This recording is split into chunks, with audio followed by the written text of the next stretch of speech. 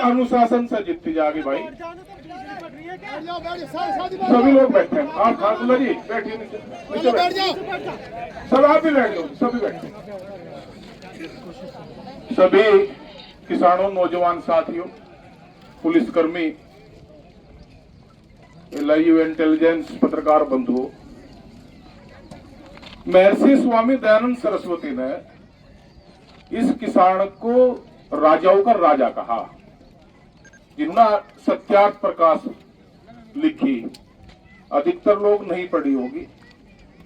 और ये सच्चाई भी है भाई, इसमें क्यों लिखा, क्यों कहा राजाओं का राजा। जब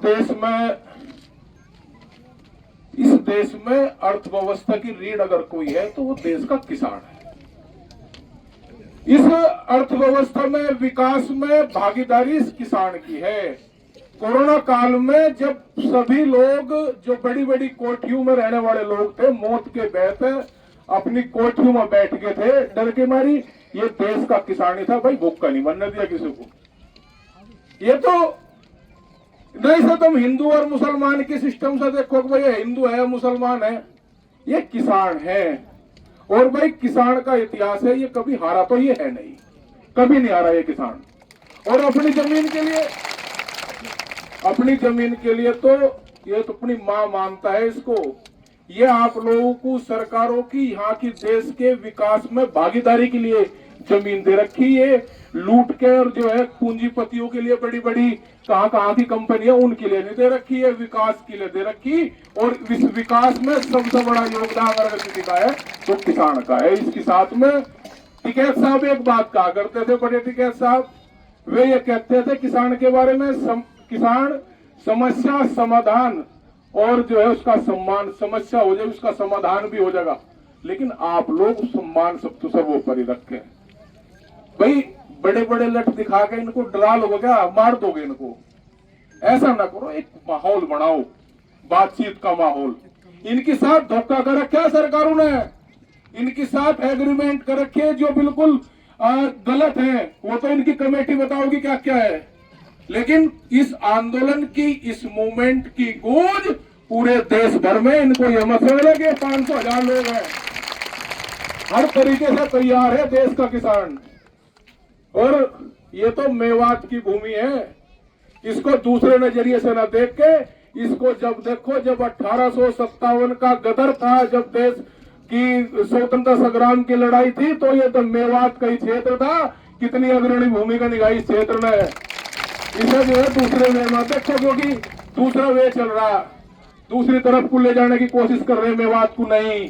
मेवात का अपना एक इतिहास है। मेवात क्रांतिकारियों की भूमि रही, मेवात स्वाभिमानियों की भूमि रही। ये यहाँ से हार के नहीं जाएंगे। एक माहौल, अगर कोई यहाँ कई सारे लाठी वाले हैं, कोई जिम्मेदार ऐसे भी है कि जो इनकी कमेटी से बात करके इसका समाधान करे, या है नहीं ऐसा, तो वही अपनी बसें आप लगवा लो, लाठी की मारो, जेल में चलेंगे, सभी लोग चलेंगे भाई, ठीक है जी। अपनी बसें लगा लो, आप वो क्यों करो, काम तो शुरू होगा नहीं जब तक इसका समाधान नहीं होगा। काम किसी भी सूरत में शुरू नहीं होगा।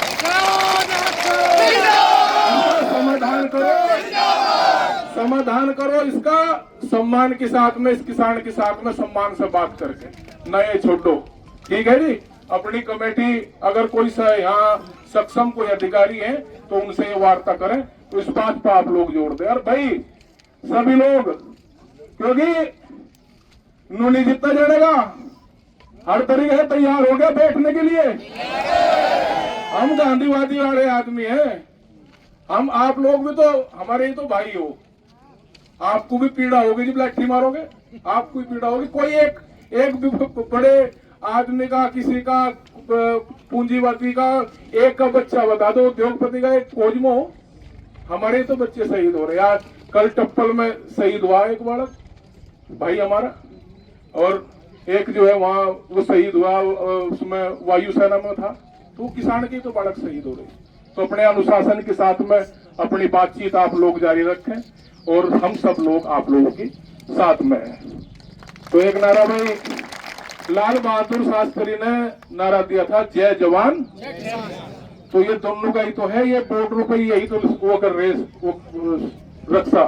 तो जय जवान जय जवान जब तक दुखी किसान रहेगा धरती पे तूफान रहेगा, अभी तो ली अंगड़ाई है आगे और लड़ाई है। लो जी।